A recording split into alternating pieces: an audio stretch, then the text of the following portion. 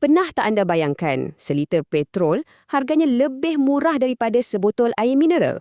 Tapi pada masa yang sama, gaji sebulan belum tentu cukup nak bayar sewa satu bilik pun. Bunyi macam tak logik kan? Hari ni kita nak selami paradoks dalam ekonomi Iran, sebuah negara yang daya tahan dan cara adaptasi rakyatnya memang luar biasa walaupun dah berpuluh tahun hidup di bawah tekanan. Okey, kita mulakan dengan satu nombor yang memang tak masuk akal. Ini harga untuk seliter petrol bersubsidi di Iran. Ya, betul tu, bukan silap dengar. 1 sen dolar Amerika je. Serius, lagi murah dari air botol. Nah, sekarang kita tengok pula nombor ni.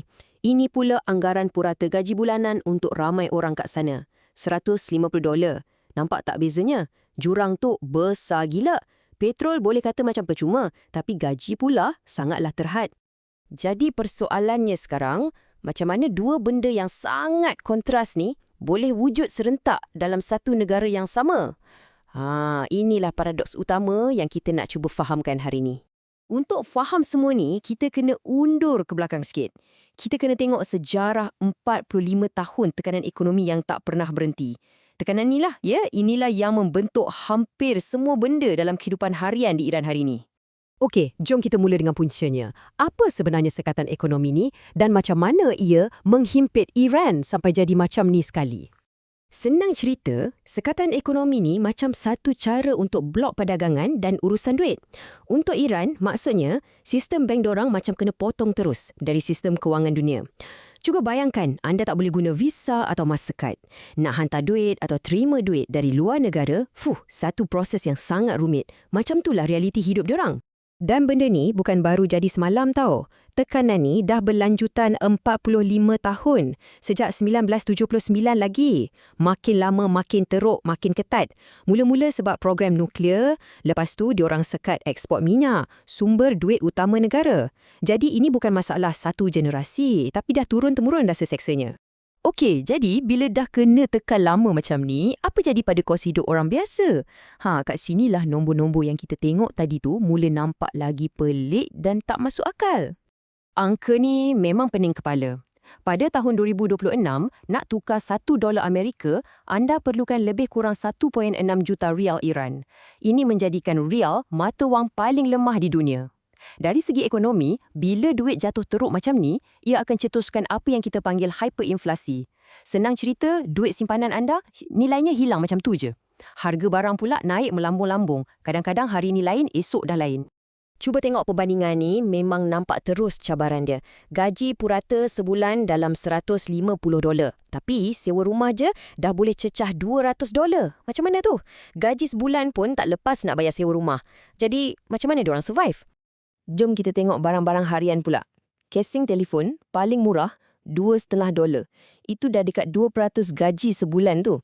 Nak minum kopi secawan $1. Paling teruk, nak beli kereta second hand yang paling basic pun kena kumpul gaji tanpa belanja apa-apa selama hampir 3 tahun. Benda yang kita anggap biasa kat tempat lain, kat sana dah jadi barang mewah. Okey, bila keadaan ekonomi dah macam ni, macam mana orang Iran nak hidup? Macam mana diorang nak bertahan? Kat sinilah munculnya apa yang kita panggil ekonomi sampingan atau hasil ekonomi. Kreativiti dan kerja keras tu dah jadi macam skill wajib untuk terus hidup. Buat banyak kerja tu dah jadi benda biasa. Normal je kalau anda nampak orang ada master atau PhD, lepas waktu kerja dia bawa Snap, itu Uber versi Iran, ataupun dia buat side business jual minyak wangi. Untuk selamatkan duit dari inflasi, ramai yang tukar simpanan jadi dolar AS atau emas. Yang paling ironik kan, dalam ekonomi macam ni, kerja yang paling banyak bagi duit selalunya bukan kerja profesional, tapi jadi dealer atau orang tengah. Kalau kita tengok seorang profesional muda, contohnya doktor atau cikgu, gaji hakiki dia mungkin cuma 40% je dari semua duit yang dia dapat. Selebihnya datang dari mana? Macam dalam carta ni, dari bawa teksi, dari bisnes tepi. Benda ni bukan lagi pilihan tau, tapi dah jadi satu kemestian. Kena ada macam-macam sumber pendapatan baru boleh hidup. Selain dari hasil sana-sini, ada satu lagi penyelamat yang sangat-sangat penting dalam masyarakat Iran. Apa dia? Keluarga. Institusi keluarga ni dah jadi macam safety net keuangan yang paling utama. Sistem sokongan keluarga ni ada banyak cara. Pertama, anak-anak muda biasa je tinggal dengan mak ayah sampai umur dah masuk 30-an. Nak jimat duit punya pasal. Lepas tu bila dah kahwin, selalunya mak ayah juga yang tolong bayarkan deposit sewa rumah yang mahal tu. Dan kalau ada saudara mara yang ada rumah lebih, diorang akan bagi sewa kat pasangan baru ni dengan harga yang memang jauh lagi murah dari pasaran. Sejujurnya, tanpa sokongan macam ni, ramai yang tak akan mampu nak mulakan hidup berkeluarga. Sekarang kita masuk bab terakhir, lapisan adaptasi yang paling menarik, paradoks sosial. Maksudnya, ada perbezaan yang sangat besar antara peraturan rasmi negara dengan cara hidup orang ramai yang sebenar. Macam ada dua dunia yang wujud serentak. Undang-undang rasmi cakap lain, tapi realiti kat luar lain pula. Contoh, hijab tu wajib. Tapi kalau pergi bandar besar, ramai je perempuan yang pilih untuk tak pakai.